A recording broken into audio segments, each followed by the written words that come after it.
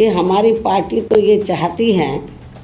कि देश की महिलाओं को लोकसभा व राज्य की विधानसभाओं में आरक्षण 33% देने की बजाय यदि उनके आबादी को भी ध्यान में रखकर 50% आरक्षण दिया जाता है तो इसका भी हमारी पार्टी पूरे तय दिल से स्वागत करेगी। कि महिलाओं को जो भी आरक्षण दिया जाता है तो उसमें से SC, ST व OBC वर्गों की महिलाओं का आरक्षण का कोटा अलग से सुनिश्चित किया जाना चाहिए। महिला आरक्षण बिल को लेकर इस वक्त उत्तर प्रदेश ही क्या बल्कि पूरे देश की राजनीति में हलचल मची हुई है। इसी बीच बसपा सुप्रीमो मायावती ने एक प्रेस कॉन्फ्रेंस करके महिला आरक्षण बिल पर अपना पक्ष रखा। महिला आरक्षण बिल पर बोलते हुए उन्होंने साफ किया कि वो इस बिल का समर्थन करेंगे और इसे पास करवाने में सरकार की मदद भी करेंगी, लेकिन इसके साथ ही उन्होंने आपत्ति जताई। उनका साफ तौर पर कहना था कि इस बिल में SC, ST और OBC महिलाओं को अलग से कोटा दिया जाए। हालांकि मायावती ने यह भी साफ किया कि अगर उनकी मांगे नहीं भी मानी जाती हैं, तब भी वो इस बिल का समर्थन करेंगी। सुनिए आप भी क्या कुछ कह रही हैं बसपा सुप्रीमो मायावती। आज इस नए संसद भवन में केंद्र सरकार द्वारा महिला आरक्षण बिल प्रस्तुत किया जाएगा। यह ऐसी मीडिया में काफ़ी आम चर्चा है, जिसके पक्ष में BSP सहित अधिकांश पार्टियां भी अपना मत देंगी, ऐसी भी पूरी संभावना है। अन्य पार्टियों के बारे में भी ऐसी स्थिति में हमारी पार्टी को पूरी उम्मीद है कि चर्चा के बाद इस बार ये महिला आरक्षण बिल जरूर पास हो जाएगा, जो ये अभी तक लंबे अरसे से लटका हुआ था। और इस संदर्भ में मैंने अपनी पार्टी की ओर से एक बार नहीं बल्कि अनेकों बार संसद में ये कहा था कि हमारी पार्टी तो ये चाहती है कि देश की महिलाओं को लोकसभा व राज्य की विधानसभाओं में आरक्षण 33% देने की बजाय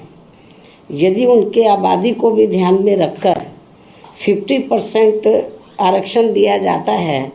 तो इसका भी हमारी पार्टी पूरे तय दिल से स्वागत करेगी। सरकार इसके बारे में भी जरूर सोच विचार करे।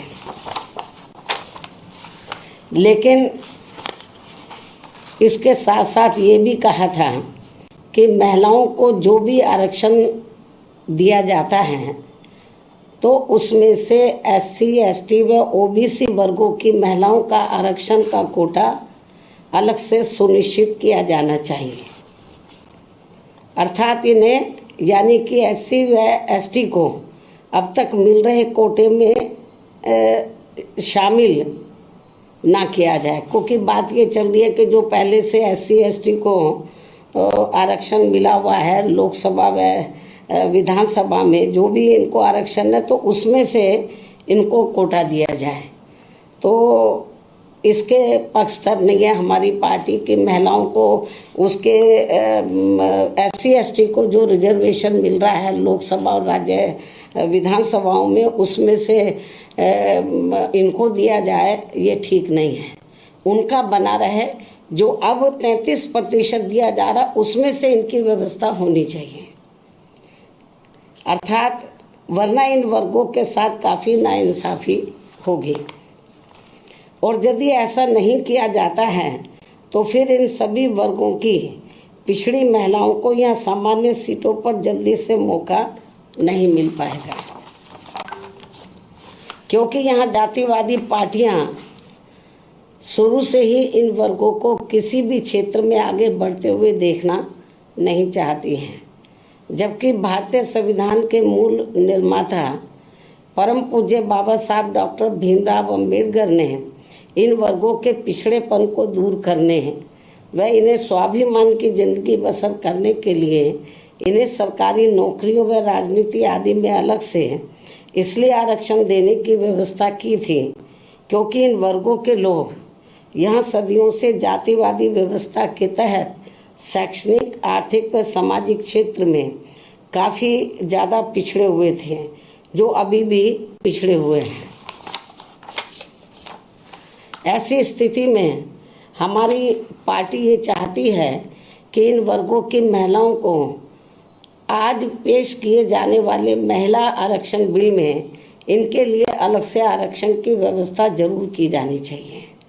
और यदि ऐसा नहीं किया जाता है और ये बिल वर्तमान स्थिति में ऐसे ही पास कर दिया जाता है तो फिर हमारी पार्टी ये मानकर चलेगी कि इस मामले में भी बीजेपी व कांग्रेस पार्टी एंड कंपनी के लोगों की जातिवादी मानसिकता अभी तक भी नहीं बदली है और ये पार्टियां इन वर्गों को अभी भी पिछड़े हुए बनाए रखना चाहती हैं। इसके साथ ही ये भी सर्वविदित है कि इस बिल में इनकी सीटें निर्धारित करने को लेकर जो भी मापदंड तय किए जाएंगे तथा सीटें आदि जो भी बढ़ाई जाएंगी तो उसमें किसी भी प्रकार की राजनीति नहीं होनी चाहिए, अर्थात उसमें पूरी पारदर्शिता होनी चाहिए और ये बिल समय से भी लागू होना चाहिए।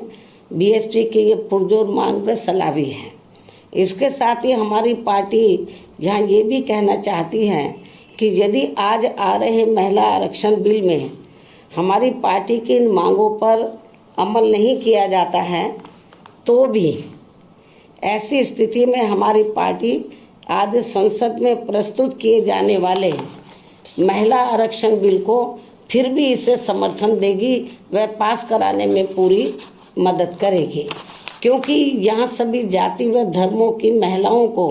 हर मामले में पुरुषों की तुलना में अभी तक भी काफ़ी पिछड़ा बना के रखा गया है। अर्थात देश में सब समाज की महिलाओं की सुरक्षा, सम्मान व